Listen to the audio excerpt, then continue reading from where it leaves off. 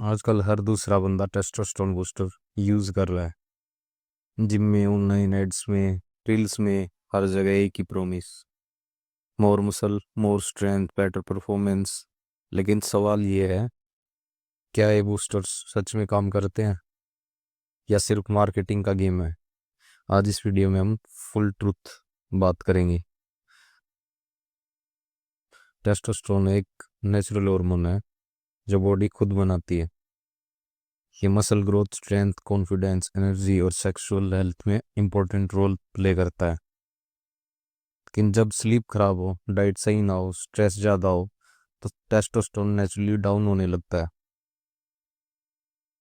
Market में जो testosterone booster मिलते हैं वो क्लेम करते हैं कि ये हार्मोन इंक्रीज कर देंगे, लेकिन ट्रूथ ये है कि ज़्यादातर सप्लीमेंट्स टेस्टोस्टेरोन क्रिएट नहीं करते, सिर्फ बॉडी को सिमुलेट करते हैं। इनमें जिंक, मैग्नीशियम, ट्रिबलिस, फेनुग्रीक जैसे इंग्रेडिएंट होते हैं जो शॉर्ट टर्म में थोड़ा पंप, थोड़ी एनर्जी या कॉन्फिडेंस दे सकते हैं।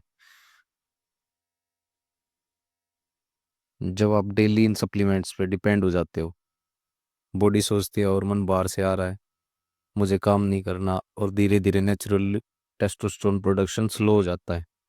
इसके साइड इफेक्ट हो सकते हैं: mood swing, acne, sleep disturbance, low motivation.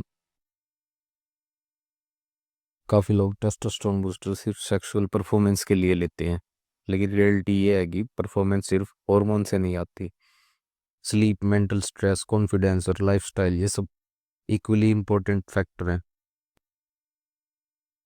काफ़ी नेचुरल वे जो एक्चुअल में काम करते हैं। अगर आप नेचुरली टेस्टोस्टेरोन बढ़ाना चाहते हो तो सप्लीमेंट से पहले लाइफस्टाइल पे काम करो। Heavy compound workout, squats, deadlift, bench press, proper 7 to 8 hours की नींद, protein rich diet, healthy fat, sunlight exposure. ये चीज़ें स्लो हैं लेकिन सेफ और परमानेंट है। सप्लीमेंट शॉर्टकट लगते हैं, लेकिन शॉर्टकट हमेशा रिस्की होते हैं। बॉडी को टाइम दो, प्रोसेस को ट्रस्ट करो। नेचुरल स्ट्रेंथ ज़्यादा पावरफुल होती है।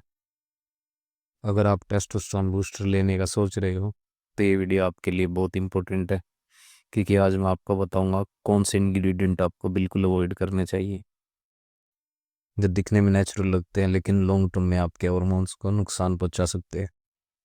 फेनुग्रीक, मेथी। सबसे पहले बात करते हैं फिर सबसे सबसे पहले बात करते हैं फेनुग्रीक की, जिसे मेथी भी कहते हैं।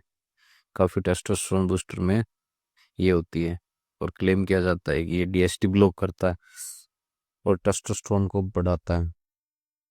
लेकिन प्रॉब्लम यहाँ है, डीएसटी कोई यूजलेस हार्मोन नहीं है। डीएसटी मेल ट्रेट्स, स्ट्रेंथ और लिबिडो के लिए रिस्पॉन्सिबल होता है। फेनुग्रीक डीएसटी को ब्लॉक करता है, इसका मतलब इनडायरेक्टली आप अपनी मैस्कुलिनिटी को ही सप्रेस कर रहे हो। शॉर्ट टर्म में थोड़ा बेनिफिट फील हो सकता है, लेकिन लॉन्ग टर्म यूज से टेस्टोस्टेरोन लेवल एक्चुअली गिर सकता है।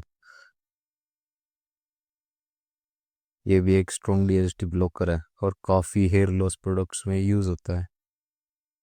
अगर आप टेस्टोस्टेरोन बूस्टर में सोपेलमेटो ले रहे हो तो समझ लो आप अपनी बॉडी के अगेंस्ट काम कर रहे हैं।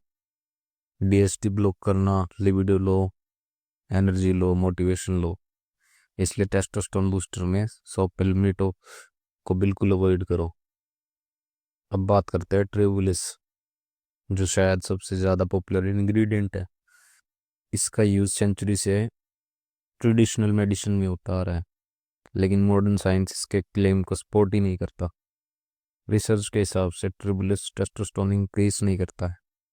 हाँ, कुछ लोगों में लिबिडो थोड़ी इम्प्रूव होती है, लेकिन हार्मोन लेवल सेम ही रहता है। इसलिए अगर आप टेस्टोस्टेरोन बढ़ाने के लिए ट्रिबुलिस ले रहे हो तो आप सिर्फ अपना पैसा वेस्ट कर रहे हो। अब आते हैं डी एस्पिरेटिक एसिड पर, जिसे डीए भी बोलते हैं। शॉर्ट टर्म में डीए थोड़ा टेस्टोस्टेरोन स्पाइक दे सकता है, लेकिन लॉन्ग टर्म में बॉडी में इसका इफेक्ट उल्टा हो जाता है। रिसर्च दिखाती है कि इसका इसका रीज़न है फीडबैक मैकेनिज्म। जब बॉडी को ज़्यादा हार्मोन मिलता है, वो खुद प्रोडक्शन बंद कर देती है, इसलिए डीए एक शॉर्ट टर्म इल्यूजन है, लॉन्ग टर्म सोल्यूशन बिल्कुल नहीं। जीएमए का मतलब होता है जिंक, मैग्नीशियम और विटामिन बी 6।